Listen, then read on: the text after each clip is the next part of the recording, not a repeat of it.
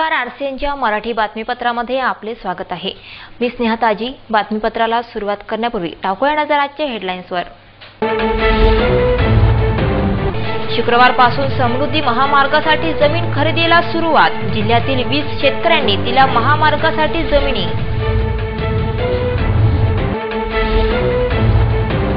सेवा ज्येष्ठतेनुसार पदस्थापनेवर शिक्षकांचा बहिष्कार। सेवा वर्ग 1 व 2 नुसारच पदस्थापना व समुपदेशन करण्याची मागणी। आणि शहरात नागपंचमीचा सण उत्साहात साजरा। ठिकठिकाणी नागदेवताची विधिवत पूजा। शेतकऱ्यांचा कृषी माल मुंबईपर्यंत जलद गतीने पोहोचवण्यासाठी नागपूर ते मुंबई समृद्धी महामार्ग फडणवीस सरकारद्वारे साकारण्यात येणार आहे।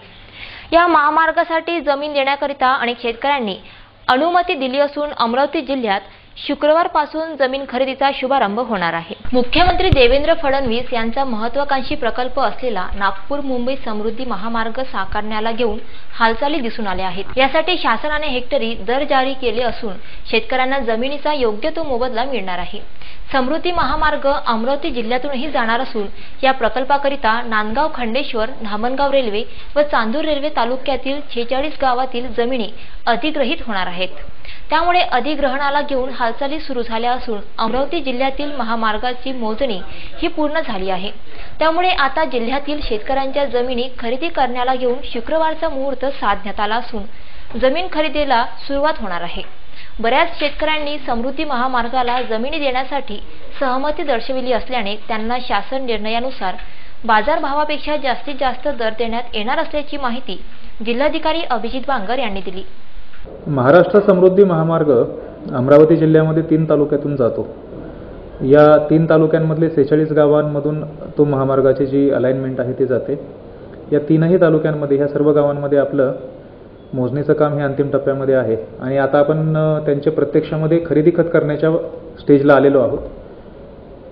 अपेक्षित आहे की लवकरात लवकर येत्या 2-3 दिवसामध्ये खरेदी खत करण्याची प्रक्रिया पण सुरू केली जाईल। खरेदी खत त्याच शेतकऱ्यांचा आपण करत आहोत ज्यांनी कन्सेंट दिलेली आहे आणि कन्सेंट जे शेतकरी देतात त्यांना शासनाच्या नियमाप्रमाणे 5 पेट दर जमिनीचा मिळत असल्यामुळे साहजिकच प्रत्येक ठिकाणी प्रयत्न आहे की प्रत्येक शेतकऱ्याला ज्याची पण संपादन होत असेल त्याला जमिनीचा जास्तीत जास्त दर दिला जावा। साधारणतः आतापर्यंतचा आमचा अनुभव असा आहे ज्या गावांची दर निश्चिती आम्ही केलेली आहे त्या प्रत्येक ठिकाणी मार्केट व्हॅल्यूपेक्षा जास्त रक्कम शेतकऱ्याला कशी मिळेल असा आमचा प्रयत्न आहे आणि त्याच्या आधारे प्रत्येक ठिकाणी मार्केट व्हॅल्यूपेक्षा जास्त रक्कम जमिनीची आणि त्या व्यतिरिक्त जमिनीवरती जी झाडं असतील झाडझुडपं नंतर काही बांधकाम इमारत असेल त्याचंही व्हॅल्युएशन हे त्याला रिप्लेसमेंट कॉस्टच्या लेवलचं देण्यात यावं असा आम्ही प्रयत्न करत आहोत। विद्येचे माहेरघर समजल्या जाणाऱ्या संत गाडगेबाबा अमरावती विद्यापीठातील कर्मचारी काम सोडून अश्लील चित्रफित पाहण्यात मग्न असल्याचा भांडाफोड अखिल भारतीय विद्यार्थी परिषदेच्या कार्यकर्त्यांनी केला आहे। या प्रकरणी एबीव्हीपीच्या कार्यकर्त्यांनी कुलगुरूंना निवेदन देऊन संबंधितांवर कारवाई करण्याची मागणी केली। संत गाडगेबाबा अमरावती विद्यापीठ नेहमीच या ना त्या कारणावरून चर्चेमध्ये असते। विद्यापीठाचा गलथान कारभारही गतकाळात चांगलाच चऱ्हाट्यावर आला। अशातच आता विद्यापीठातील परीक्षा विभागातील एक कर्मचारी हा आपल्या हातातील काम बाजूला सारून चक्क अश्लील चित्रफित पाहण्यात मग्न असल्याची बाब समोर आली आहे। या गंभीर प्रकाराची अखिल भारतीय विद्यार्थी परिषदेने पोलखोल केल्यानंतर संबंधित कर्मचाऱ्यावर कारवाई करण्याच्या मागणीला घेऊन कुलगुरू डॉक्टर मुरलीधर चांदेकर यांना निवेदन सादर केले। यावेळी कार्यकर्त्यांनी कुलगुरूंना ती चित्रफितही दाखवण्यात आली। हजारो विद्यार्थी दररोज आपल्या विविध प्रश्नांना घेऊन विद्यापीठात कार्यालयीन कामकाजासाठी येतात, परंतु त्यांना विद्यापीठ केंद्रावर कार्यरत कर्मचाऱ्याच्या त्रासाला सामोरे जावे लागते। केव्हा केव्हा तर कर्मचारी कामाच्या वेळी जागेवर उपस्थित नसल्याचे आढळून येते।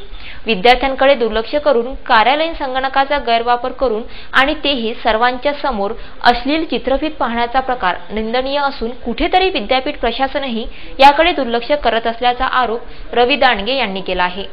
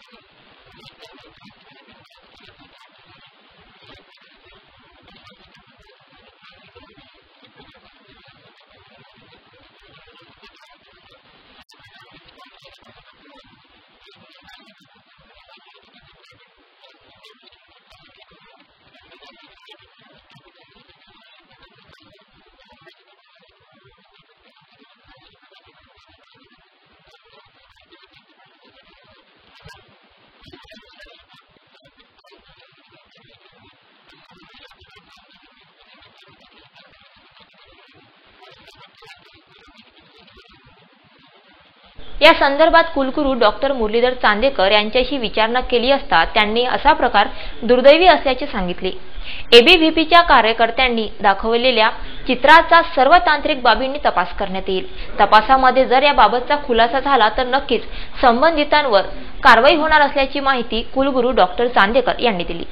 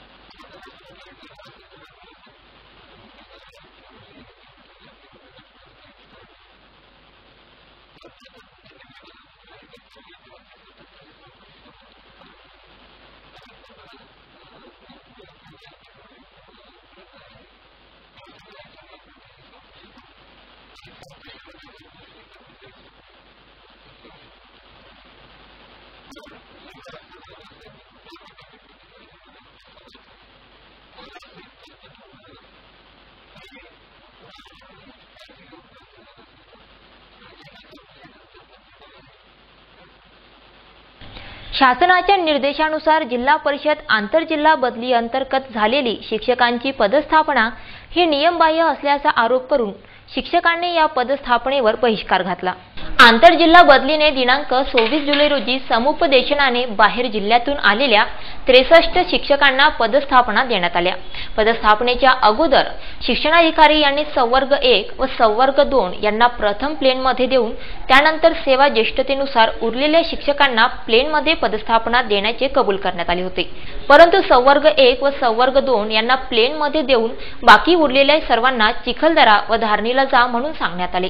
अजूनही प्लेनमध्ये 14 जागा शिल्लक असताना व 14 शिक्षक असूनही सेवा ज्येष्ठतेनुसार पदस्थापना देण्यात आली नाही। त्यामुळे एक प्रकारे हा शिक्षकांवर अन्यायच झाला आहे। एकूणच या सेवा ज्येष्ठता यादीतील बदली प्रक्रियेमध्ये विविध नियम व अटींना फाटा देऊन नियमबाह्य पद्धतीने बदली प्रक्रिया करण्यात आली आहे, असा आरोप शिक्षकांनी करीत या बदली प्रक्रियेवर आपला आक्षेप नोंदविला आहे। इतर जिल्ह्यातून बदलीने अजून 37 शिक्षक आल्यानंतर 100 शिक्षकांच्या सेवा ज्येष्ठता यादीनुसार व असीम गुप्ता यांच्या पत्रानुसार सेवा ज्येष्ठता याद्या लावून ज्युनियर ते सिनियर अशा प्रकारे पदस्थापना करण्याच्या मागणीला घेऊन शिक्षकांनी सीईओ कुलकर्णी यांना निवेदन सादर केले। असीम गुप्ता साहेबांचं पत्र म्हणते की सेवा ज्येष्ठतानुसार आपण हे राबवायला पाहिजे होती, पण त्यांनी कुठल्याही प्रकारचा त्या पत्राचा आधार न घेता फक्त जिल्हा परिषद एटो वापरून ही प्रक्रिया केलेली आहे। त्याचप्रमाणे या ठिकाणी आलेले शिक्षक हे 20-25 वर्ष सेवा झालेले आहेत, त्यांचा विचार सुद्धा या ठिकाणी केला गेला नाही। आम्हाला पहिल्यांदा सांगितलं होतं की संवर्ग 1 आम्ही घेतो, नंतर 2 घेतो आणि नंतर सेवा ज्येष्ठतेनुसार आम्ही प्लेनमध्ये जेवढे जागा असतील तेवढे देतो, पण ते आम्हाला देण्यात आलेलं नाही। संवर्ग 1 झाल्यानंतर 1 व 2 झाल्यानंतर तुम्हाला सर्वांना धारणीत टाकण्यात येते अशा प्रकारचं आम्हाला सांगण्यात आलं। त्यामुळे आम्ही पदस्थापना घेतलेली नाही आहे। एक प्रकारे आमच्यावर हा एक अन्याय झालेला आहे। ही प्रक्रिया असीम गुप्ता साहेबाचं 7/7/2017चं जे पत्र आहे त्यामध्ये स्पष्ट उल्लेख आहे की मेळघाटपासून सुरुवात करा, कनिष्ठ शिक्षापासून सुरुवात करा, परंतु यांनी त्याच्यामध्ये उल्लेख नसताना संवर्ग 1 व संवर्ग 2चा वापर करून त्यांना प्लेनमध्ये गावं दिली आणि नंतर जेव्हा सेवाज्येष्ठ शिक्षकांची नंबर आले त्यावेळेला सरळ सांगितलं की तुम्हाला सर्वांना धारणे देण्यात येत आहे। त्यामुळे 7/7च्या GR नुसार कुठल्याही प्रकारची प्रक्रिया राबवली गेली नाही। त्यामुळे आमचा या भरती प्रक्रिया किंवा पदस्थापनेवर आमचा पूर्णतः बहिष्कार आहे आणि आम्हाला न्याय मिळावा हीच आमची अपेक्षा आहे। आपल्या सौंदर्य, रंगसंगती व विविधतेमुळे संपूर्ण जगात पुष्पमालेत अग्रस्थानी असणारे फूल म्हणजे शेवंती। वैश्विकदृष्ट्या तब्बल 40 प्रजातींच्या पुष्पसमूहातील शेवंतीच्या अनेक प्रजातींचे दर्शन घडवून त्याचे संगोपन व संवर्धन करण्यासाठी शेवंती लागवड आणि संवर्धन यावर कार्यशाळेचे आयोजन करण्यात आले आहे। सन 1979 मध्ये प्रामुख्याने फुलझाडांची माहिती, शिक्षण देऊन बागकामाची आवड जनमानसात निर्माण करणे या उद्देशाने गार्डन क्लबची स्थापना झाली आहे. सध्याच्या धकाधकीच्या जीवनात समृद्ध पर्यावरण आणि फुलांची तजेलदार साथच जणू सर्वांच्या मनाला भुरळ पाडणारी ठरते. पावसाळ्याच्या सुरुवातीच्या काळात नवसंजीवनी मिळते आणि नियमित बागकाम करणाऱ्यांची धावपळ खत, माती, कुंड्या बदलणे, नवीन रोप आणणे यासाठी होत आहेत. आपल्या सौंदर्य रंगसंगती विविधतेमुळे संपूर्ण जगात पुष्पमालेत अग्रस्थानी असणारे पुष्प म्हणजे शेवंती होय. याची लागवड कधी करायची याचे विशिष्ट असे तंत्रज्ञान आहे. विविध प्रजातींच्या शेवंती यांचे दर्शन व्हावे यासाठी स्वर्गीय MM शाह स्मृती प्रतिष्ठान व अमरावती गार्डन क्लबच्या संयुक्त विद्यमाने शहरामध्ये प्रथमच शेवंती पुष्पांचे आयोजन करण्याचा पायंडा रचण्यात आला. त्यामुळे शेवंती लागवडीचे तंत्रज्ञान तसेच शेवंतीच्या विविध प्रजाती व संवर्धनाला घेऊन सर्व शेवंती प्रेमींसाठी 29 जुलै रोजी दुपारी 2 वाजता श्री शिवाजी विज्ञान महाविद्यालयाच्या मुख्य सभागृहात कार्यशाळेचे आयोजन करण्यात आले आहे. अमरावती गार्डन क्लबचा एकच ध्यास, फुलवू शेवंती एकदम खास या ब्रीद वाक्याला मूर्त रूप देण्यासाठीच आयोजित या प्रदर्शनी व कार्यशाळेला किरण नर्सरी व गायत्री नर्सरी यांचाही सहभाग लाभला आहे. त्यामुळे या शेवंती पुष्प प्रदर्शनी व कार्यशाळेला उपस्थित राहण्याचे आवाहन अमरावती गार्डन क्लबच्या अध्यक्षा डॉ. सुचिताताई खोडके, सचिव रेखा मग्गीरवार, उपाध्यक्ष डॉ. दिनेश खेडकर यांनी केले आहे. अमरावती गार्डन क्लब व शिवाजी विज्ञान महाविद्यालय यांच्या संयुक्त विद्यमाने येत्या 29 जुलैला दुपारी 2 वाजता श्री शिवाजी विज्ञान महाविद्यालयाच्या मुख्य सभागृहात शेवंती लागवड व संवर्धन या कार्यशाळेचे आयोजन केलेले आहे. या कार्यशाळेमध्ये सर्व शेवंती पुष्प प्रेमींकरिता 200 रुपये रजिस्ट्रेशन फी ठेवण्यात आली आहे. त्यामध्ये एक कुंडी व शेवंतीसाठी लागणारे सॉइल मिक्सचर व खास कलकत्त्याहून जी शेवंतीची रोपटे बोलावण्यात आलेली आहे ती रोपटे देण्यात येणार आहे. या कार्यशाळेला तज्ञ व्यक्तींचे पॉवर पॉइंटद्वारे मार्गदर्शन होणार असून सर्व जे रजिस्टर्ड सभासद आहेत त्या सभासदांना प्रात्यक्षिकाद्वारे त्याचे डेमॉन्स्ट्रेशन देण्यात येणार आहे. तरी सर्व पुष्पप्रेमींना माझी नम्र विनंती आहे की येत्या 29 जुलै रोजी दुपारी 2 वाजता श्री शिवाजी विज्ञान महाविद्यालय इथे आयोजित या शेवंती कार्यशाळेला सर्वांनी लाभ घ्यावा व आपल्या घरात एक सुंदर शेवंतीची व चांगली कुंडी तयार करावी याकरिता सर्वांनी सहभाग नोंदवावा अशी विनंती करत आहे. बातमीपत्रामध्ये वेळ झाली आहे अल्पशा विश्रांतीची. कुठे जाऊ नका, पाहत राहा फक्त आरसेन news. Imagine your child, ambitious, intelligent, curious, creative, playful, dynamic, techy,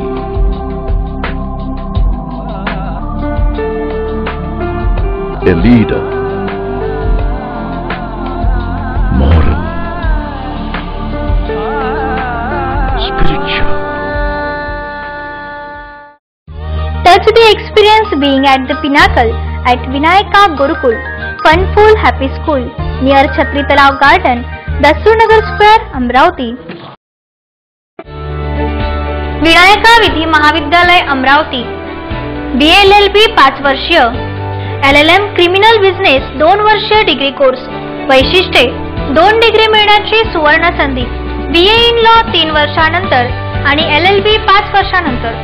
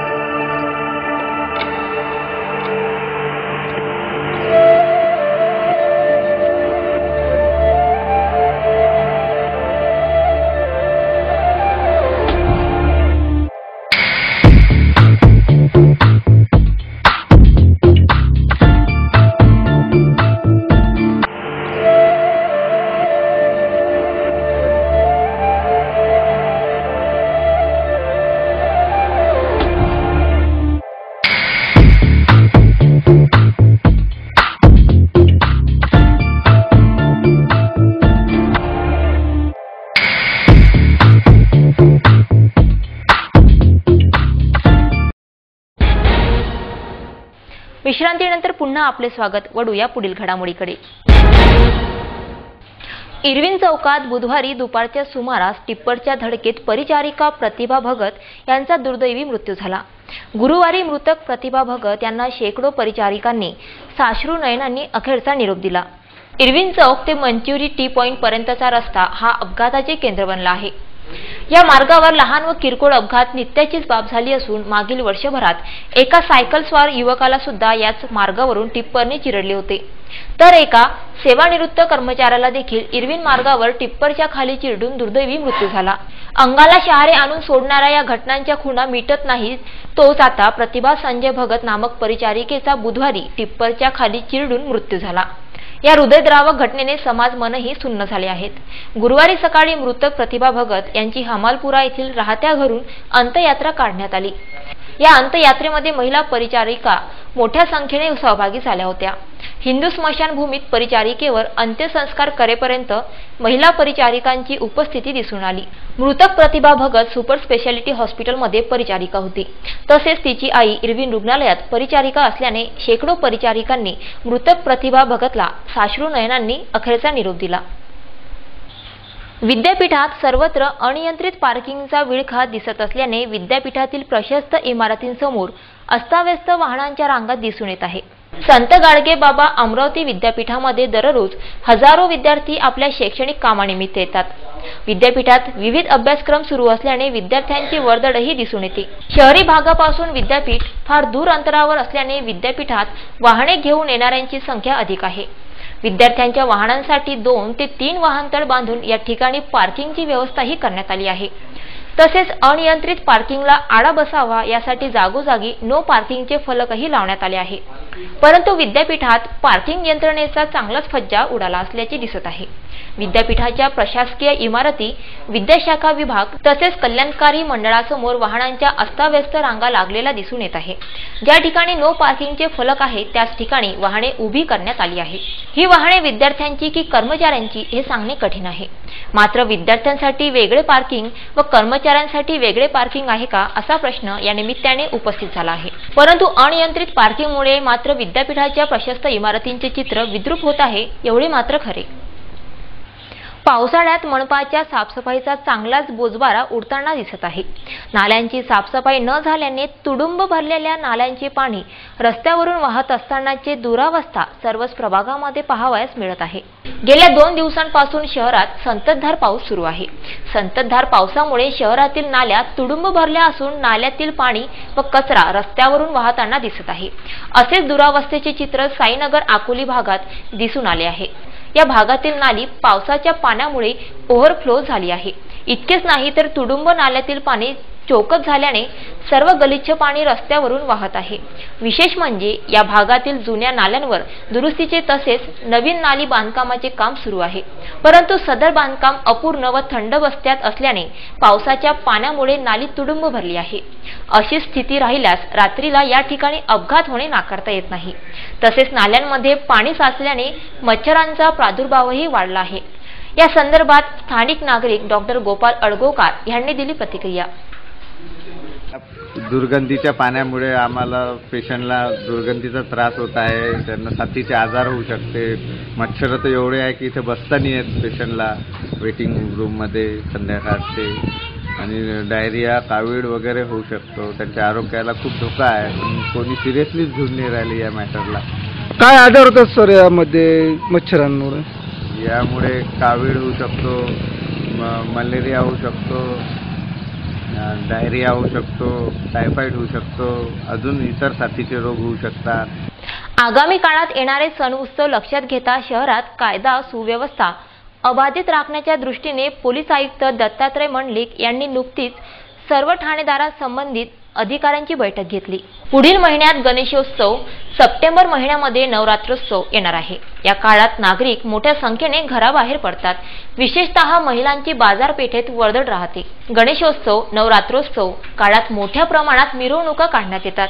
नवरात्रोत्सवात Amba Ekvira देवी मंदिर परिसरात यात्रा भरते. त्यामुळे भाविकांची प्रचंड गर्दी राहते.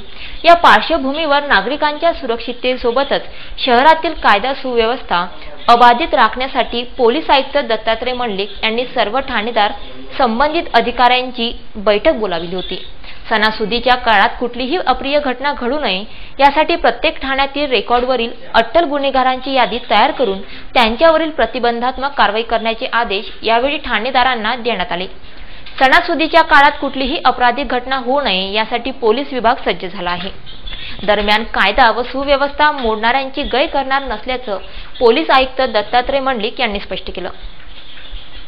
असे एकापाठोपाठ सण आणि उत्सव साजरे होत आहेत आणि या पार्श्वभूमीवर या कालावधीमध्ये मराठा समाजातला भाग हा रस्त्यावर येत असतो, सार्वजनिक ठिकाणी येत असतो आणि आपले सण उत्सव साजरे करत असतो. अशा परिस्थितीमध्ये जर मोठ्या प्रमाणावर जनसमुदाय बाहेर येत असेल तर सार्वजनिक ठिकाणची सुरक्षितता हा फार महत्त्वाचा घटक असतो आणि तेच पोलीस त्याला अभिप्रेत धरून काही बाबी चांगल्या पद्धतीनं राबवणं गरजेचं असतं. त्याच्यामध्ये राबवत असताना जे काही गुंडा एलिमेंट्स आहेत, दहशत पसरवणारे आहेत, छेडछाड करणारे आहेत आणि जे काही इतर दहशत माजवणारे, अशावर योग्य त्या कारवाई करणं पोलिसाचं प्राथमिक काम असतं आणि त्या पद्धतीने आमच्या हालचाली सुरू झालेल्या आहेत.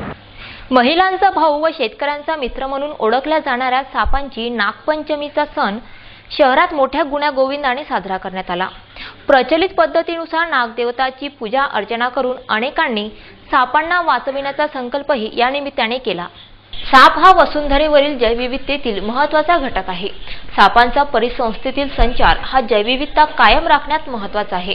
त्यामुळे सापांचे संवर्धन व संगोपन करण्यात येते. सर्व काळात सापांचा वावर व संचार असल्याने सापांना देवता मानून पूजाही केली जाते. सदर परंपरा ही पुरातन काळापासून चालत आली असून आजही नागपंचमीला सापांची पूजा करण्याची प्रथा रूढ आहे. गुरुवारी नागपंचमीचा सण सर्वत्र गुण्यागोविंदाने साजरा करण्यात आला. घरोघरी नागदेवताची पूजाही करण्यात आली. त्याचबरोबर शहरातील नागमंदिरे व वारुळातही सापांची पूजा करण्यात आली. नागदेवता हा सर्वसामान्यांचा पाठीराखा व सच्चा मित्र असल्याचा समज रूढ आहे. त्यामुळे नागदेवताला लाह्या, फुटाणे, नारळ, शेंदूर, कापूर चढवून पूजा करण्यात आली. शहरातील वडाळी स्थित इंद्रशेष बाबा संस्थानातही नागपंचमीचा महोत्सव साजरा करण्यात आला. या प्रसंगी मंदिरामध्ये दुग्धाभिषेक, महाआरती, भजन पूजन, कीर्तनाचे कार्यक्रम देखील पार पडले. नागदेवतेची पूजा करण्यासाठी नागरिकांची गर्दी झाल्याने या मंदिराला यात्रेचे स्वरूप प्राप्त झाले होते. या मंदिराचे आध्यात्मिक व पावित्र्य विशद करण्याला घेऊन राजूभाऊ बोके यांनी दिली प्रतिक्रिया. श्री इंद्रशेष बाबा दरबार वडाळी येथे नागपंचमी उत्सव वर्षे 54 वर्ष आहे आणि इथे शिवमहापुराण दिनांक 23/17 ते 28/17 आणि रोज सकाळी दुपारी 2 ते 5 वाजेपर्यंत शिवमहापुराण. त्यानंतर आता आज नागपंचमी, आज सकाळी अभिषेक, सकाळी 5 वाजता अभिषेक झाला आणि दिंडी मिरवणूक परिक्रमा सुरू आहे आणि त्याचप्रमाणे आज भंडारा आहे.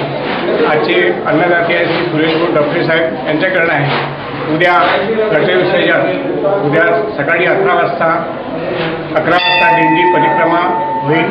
नंतर दुपारी 1 वाजता महाप्रसाद होईल आणि इथे दुपारी 2 वाजता भव्य मोठ्या प्रमाणात अन्नदान, आंधळ्या बांगड्यांना अन्नदान व वस्त्रदानाचा कार्यक्रम आयोजित केला आहे आणि मोठ्या प्रमाणात या ठिकाणी महाराष्ट्रातून, भारतातून मोठ्या संख्येने इथे दर्शनासाठी येतात. त्याचबरोबर दस्तूरनगर मार्गावरील गोंडबाबा मंदिर संस्थानातही नागपंचमीचा महोत्सव साजरा करण्यात आला. या मंदिरातही नागदेवताला लाह्या, फुटाणे, नारळ, शेंदूर, कापूर चढवून पूजा करण्यासाठी भाविकांची गर्दी जमली होती. दरम्यान संस्थानात भजन, पूजन, कीर्तनाचे कार्यक्रम देखील संपन्न झाले. सापाची पूजा करण्याची प्रथा कायम असली तरीही साप दिसताच बऱ्याचदा सापांना मारले जाते.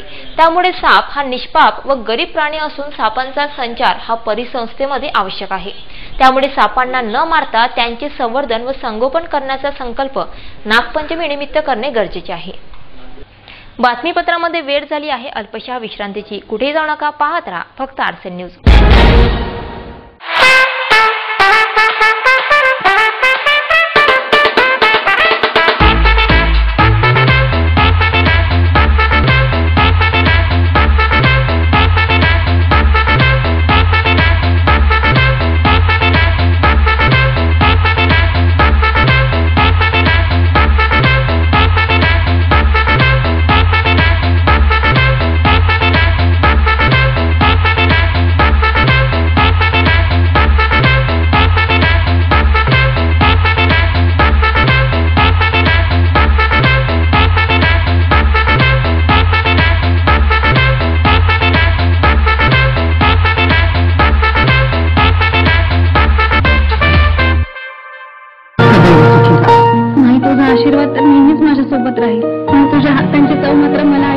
कधीच मिळणार नाही. हे काय? माझ्या हातांची चव सदैव तुझ्या घरकुल मायेची चव. बँक ऑफ महाराष्ट्र, एक परिवार एक बँक. स्वप्नाच्या जगातून बाहेर पडून स्वतःच्या घरात पाऊल ठेवा. महासुपर गृह कर्ज आकर्षक व्याजदरासह.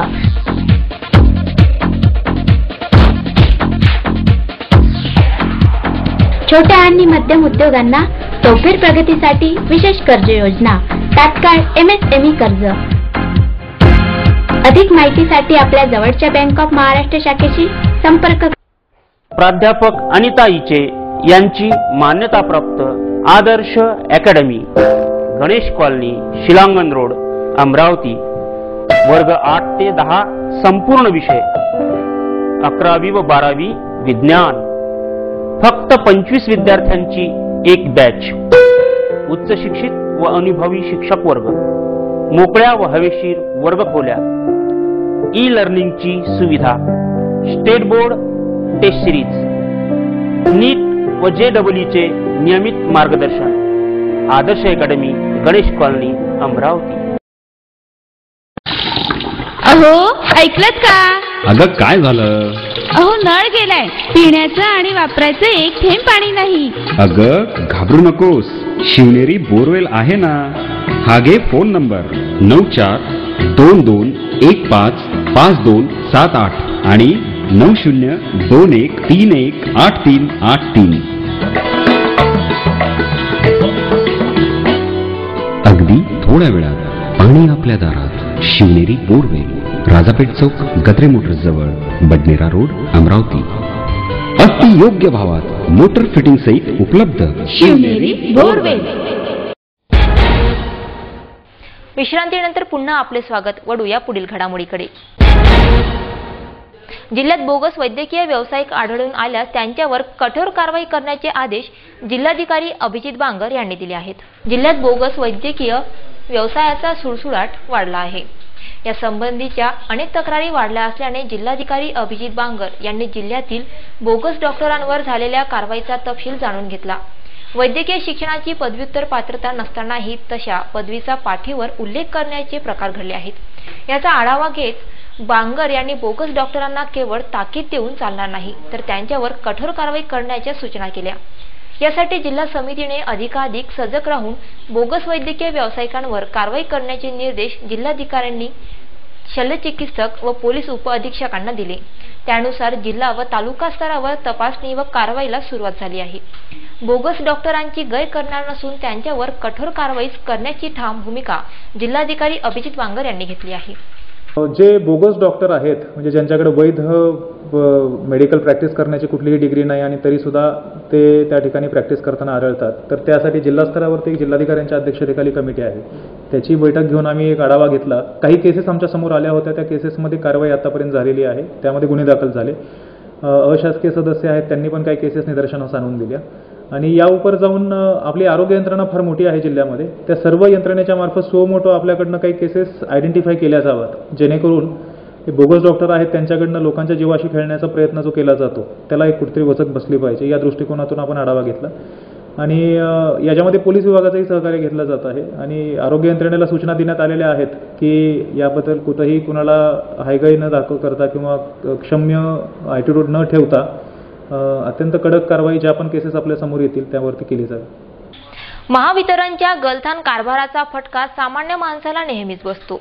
पण अमरावती जिल्ह्यात महावितरणच्या गलथान कारभारामुळे एका शेतमजुराने आत्महत्या केल्याची घटना समोर आली आहे. अंजनगाव सुरजी येथील शेतात घाम गाळून पोट भरणाऱ्या महादेव पाटील यांच्या घरातील वीज बिल चक्क 20,000 रुपये आल्याने महादेव पाटील यांनी रविवारी विष प्राशन करून आत्महत्या केली.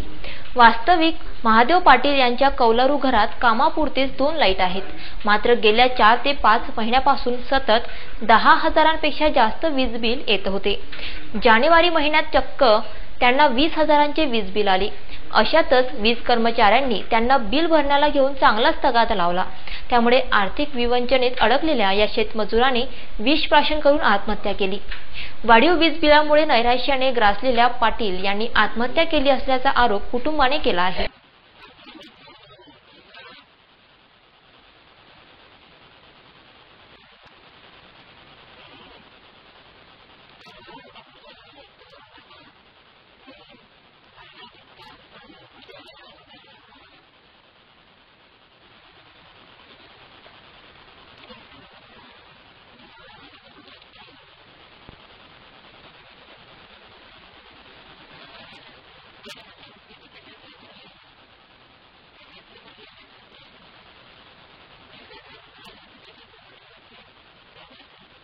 तर दुसरीकडे आत्महत्येचा आणि वाढीव बिलाचा काहीही संबंध नसल्याचा दावा महावितरणच्या अधिकाऱ्यांनी केला आहे.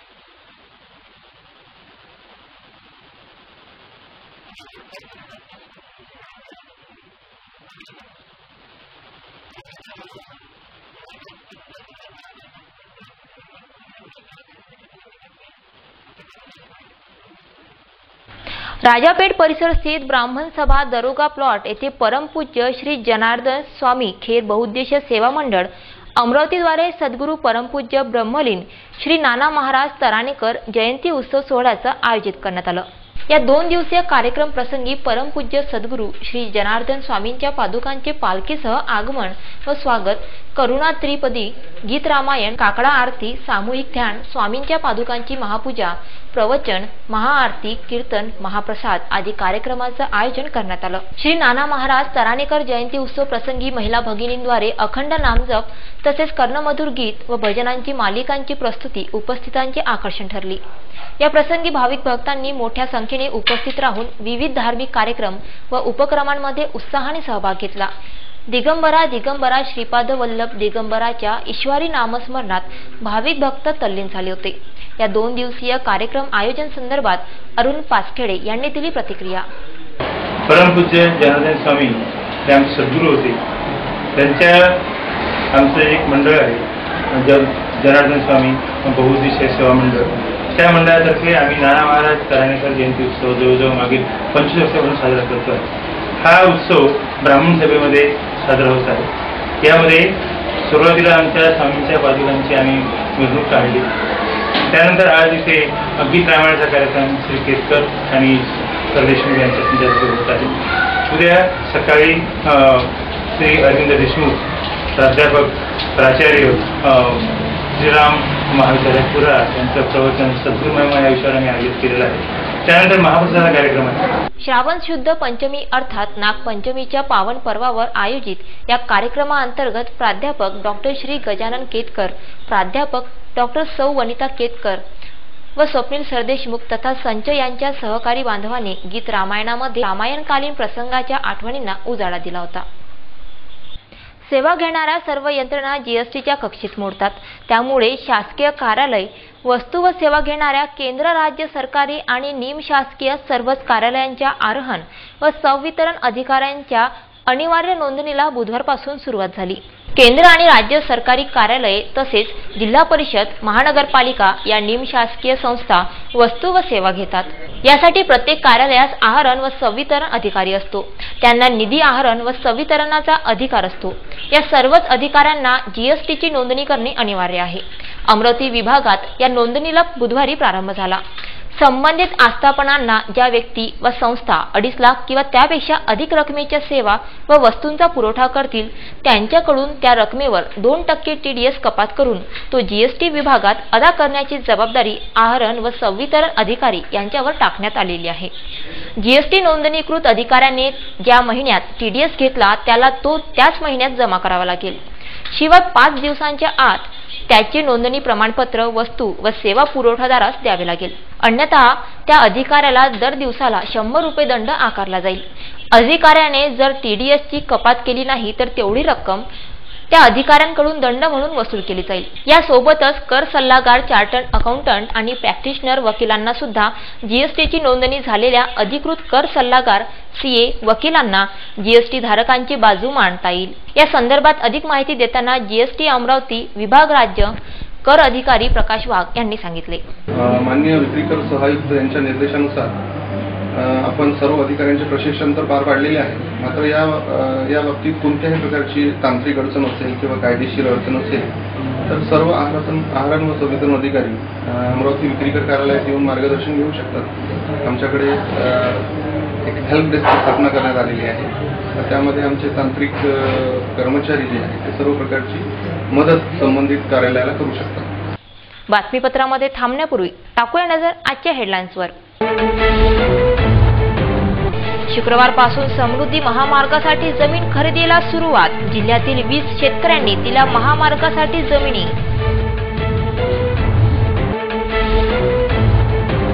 सेवा ज्येष्ठतेनुसार पदस्थापनेवर शिक्षकांचा बहिष्कार. सेवा वर्ग 1 व 2 नुसारच पदस्थापना व समुपदेशन करण्याची मागणी. आणि शहरात नागपंचमीचा सण उत्साहात साजरा. ठिकठिकाणी नागदेवताची विधिवत पूजा. बातमीपत्रामध्ये वेळ झाली आहे इथेच थांबण्याची. पुन्हा भेटूया नवीन व ताज्या घडामोडींसह. तोपर्यंत पाहत राहा फक्त आरसे न्यूज. नमस्कार.